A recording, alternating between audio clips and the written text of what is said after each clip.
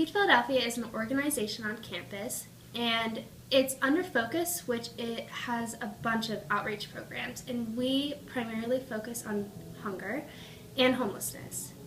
Feed Philadelphia sends multiple students to sites all around campus. Any student is able to go to Feed Philadelphia.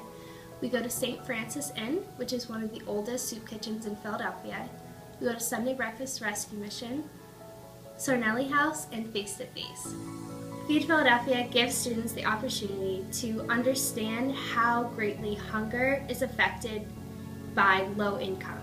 The amount of people that are affected by hunger in our area, in Philadelphia alone, there are 460,000 people in Philadelphia that are on food stamps. There are also 150,000 people that are eligible for food stamps and don't receive them. So those numbers kind of give you an understanding of just how bad it is in one city. There are 700 soup kitchens, and still 1 in 4 people are in poverty. So as students, we can end hunger by participating in all the events that we host on campus. I think once we bring awareness to the campus about how hunger affects people, then they start to understand.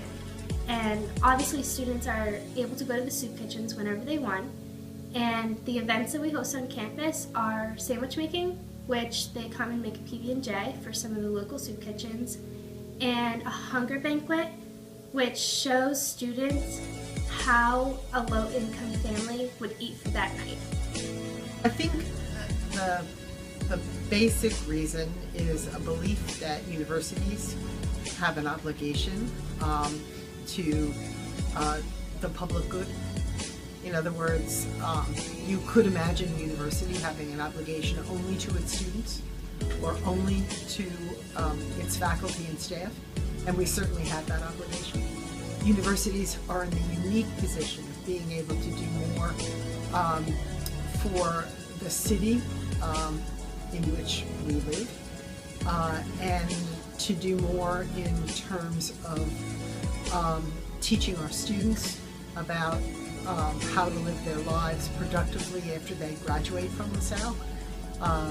So it was extremely important that we model that behavior, and that's part of what we're trying to do here. So if you're talking about the food drive itself, we fed this spring 800 families, which is really quite a lot, associated with 10 faith-based institutions, and our hope is someday to be able to do that more than once a year.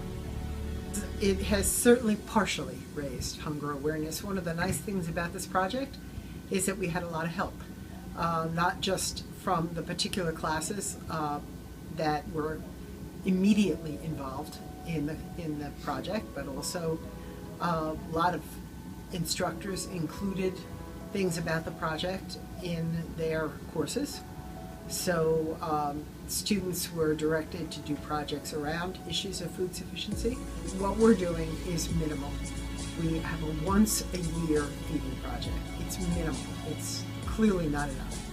So you work with other groups, like some of the churches we work with who have feeding daily or weekly.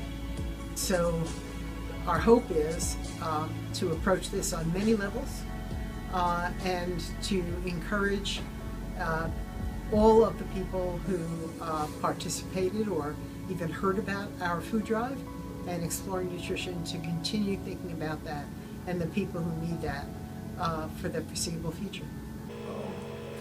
And I can tell you that it was exciting. We had an aging congregation and our members were rejuvenated. You can go out and speak with any one of them and you can see the excitement on their faces. They had relatives come, I can't drive, can you come drive me?